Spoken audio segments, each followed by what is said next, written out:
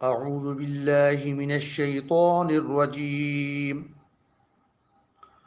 بسم اللہ الرحمن الرحیم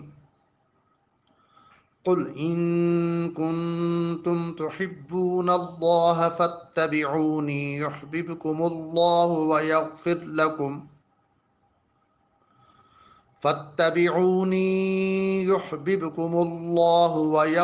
لکم ذنوبکم واللہ غفور رحیم۔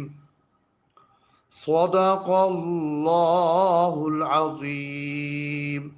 ترجمہ: اے محبوب، تم فرما دو کہ لوگو، اگر تم اللہ کو دوست رکھتے ہو تو میرے فرما بردار ہو جاؤ۔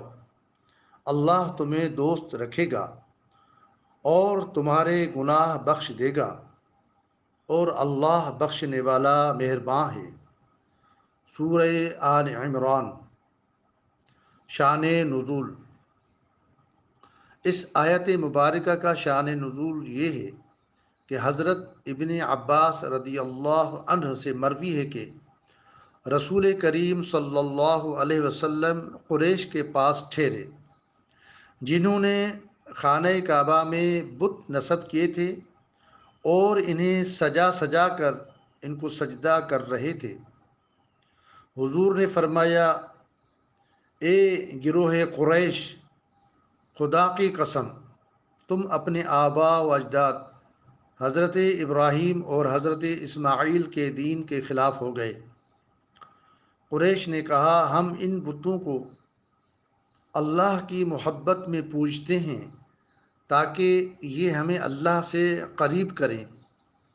اس پر یہ آیت کریمہ نازل ہوئی اور بتایا گیا کہ محبت الہی کا دعویٰ سید عالم صلی اللہ علیہ وآلہ وسلم کے اتباع و فرما برداری کے بغیر قابل قبول نہیں۔